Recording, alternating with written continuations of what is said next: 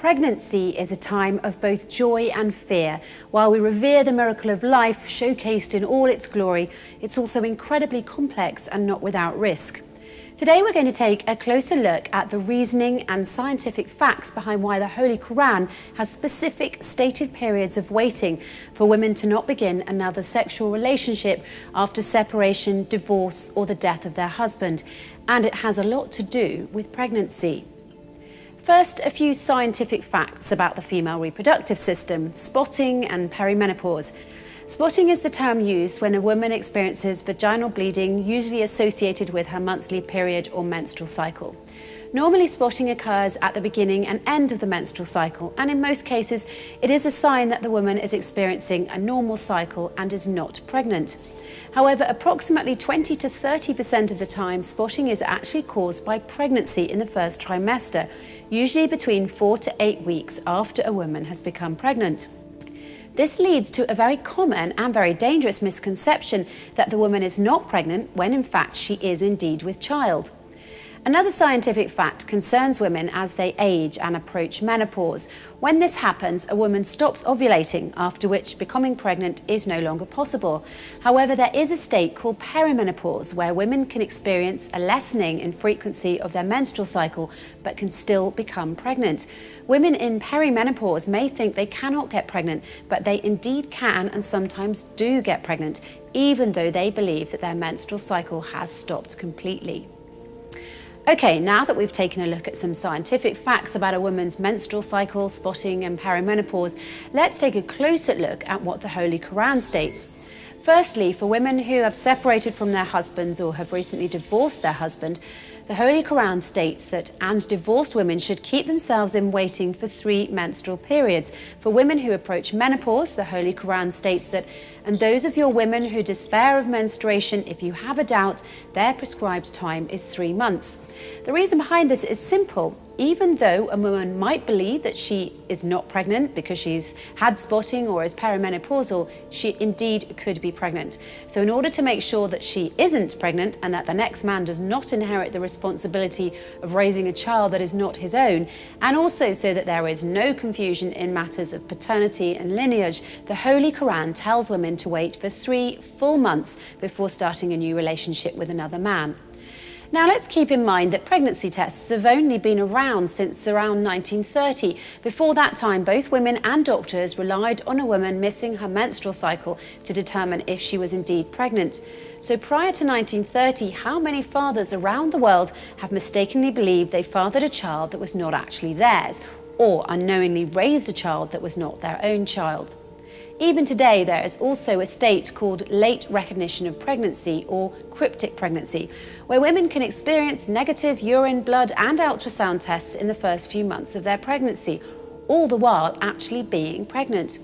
Many of these women's instincts tell them that they are pregnant, but the pregnancy tests disagree. Late recognition of pregnancy and cryptic pregnancy are more common than you may think. As bizarre as it sounds, cryptic pregnancy, or denied pregnancy if you're in the US, is a very real phenomenon. Some women do become pregnant and are generally unaware that they're expecting until several months into their pregnancies. According to Jenkins et al. In the 2011 Journal of the Royal Society of Medicine, a German study suggested that the incidence of late recognition of pregnancy was 1 in 475. This is higher than that of rhesus hemolytic disease, 1 in 1,000, or uterine rupture, 1 in 1,500. This incidence is corroborated by an Austrian study indicating a rate of 1 in 400 pregnancies, and an American study suggesting a frequency of 1 in 516 births. In the case of a woman who has lost her husband due to his death, the length of the waiting period set by the Quran is even a bit longer, and this is for a scientific reason as well. First, the Quran states that, and those of you who die and leave wives behind them, they shall wait for 4 months and 10 days. It turns out there's a very good reason for the precise time period given. It's not a random number by any means.